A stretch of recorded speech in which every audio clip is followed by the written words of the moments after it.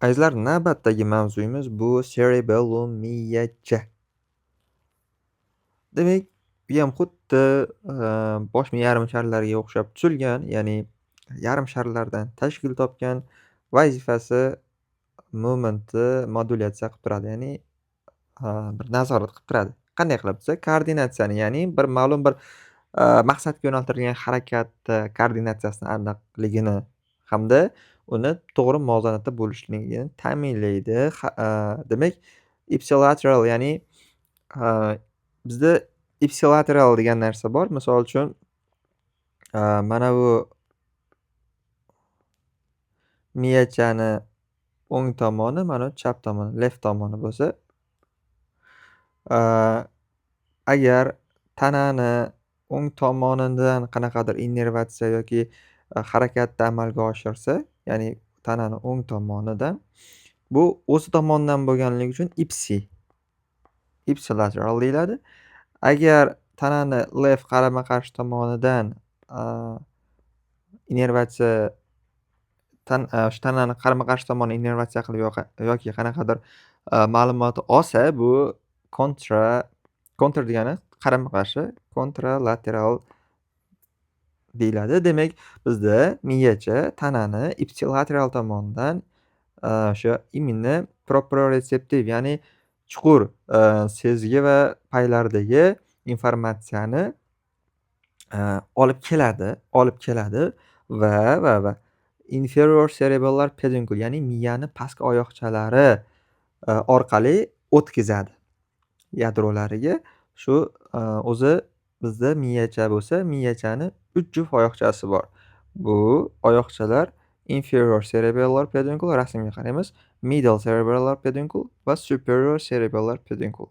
Demak, u orqa miyani ipsilateral tomoni, ya'ni tananing ipsilateral tomonidan, ya'ni o'sha tomondan, qarama-qarshi tomon emas, o'sha tomondan olingan ma'lumotni, ya'ni pay va mushaklarni, misol uchun o'ng tomon desak, o'ng tomondagi pay va mushaklardagi ma'lumotni orqa miya orqali inferior cerebellar peduncle, bilan o'tkazadi. Ya'ni orqa miyadan oladi ma'lumotni pastki oyoqchalari orqali.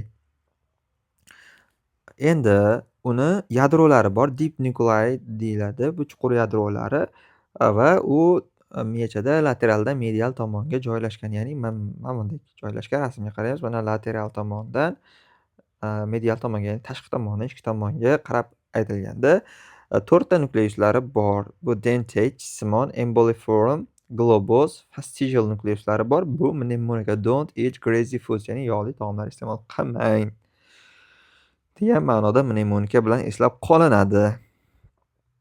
Xo'p, ana endi medial cerebellum bor. Bu chuvalchangsimon o'simta. Mana rasmga qaraymiz. Mana bu chizilgan narsa, bu o'sha medial cerebellum, ya'ni vermis example. Mana bu o'zi belgilab qo'ygan, jigar rangda adashmasam. Bu vermis hisoblanadi va,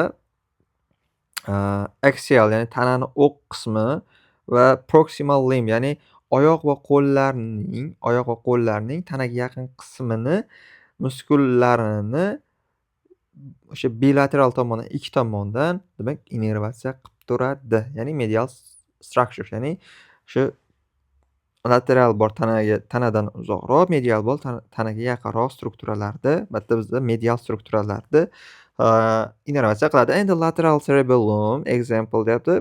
Hemispheres, ya'ni yarim sharlari mana bular. Bular nima qiladi?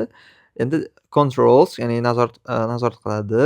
Distal limb musculature ipsilateral, ya'ni o'zi tomonni, ya'ni qaysi, masalan, o'ng miyachani yarim shari o'ng tomonni, distal limblarni, ya'ni oyoq qo'llarni tanadan uzoqroq qismini, ya'ni bilak tirsak, barmoqlardagi innervatsiyani amalga oshiradi. Demak, bizda albatta nevrolog ya nerpatolog qanaqa xullas, ko'rigiga borsak, bizda testlari bor. Bu miyachani testlari. Birinchi test bu rapid alternating movements, ya'ni, tez, bir-birini o'rnini almashuvchi harakatlar. Misol uchun pronation, supination. Qo'lni, Albatta YouTube'ga yozsalaring chiqadi. Mana bu kaftni o'sha pronatsiya, supinatsiya, ya'ni yu tez almashtirish. Albatta buni tavsiya qilaman. To'liqroq ma'lumot, tushuncha olishlari uchun YouTube'ga yozib ko'rishdi.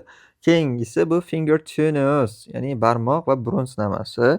Keyingisi bu heel to shin, ya'ni tizza tovon sinamasi. Keyingisi gait, ya'ni yurib ko'rish va ma'lum bir o'sha tremorlarni aniqlanishi buni testi hisoblanadi. Azizlar, miya haqida ma'lumotimiz shular edi. Yana agar chuqur o'zlashtirmoqchi bo'lganlar, boshqa nevrolog kitoblardan ko'rib o'rganishlari albatta mumkin hisoblanadi. Va bitta bu yerda ma'lumot,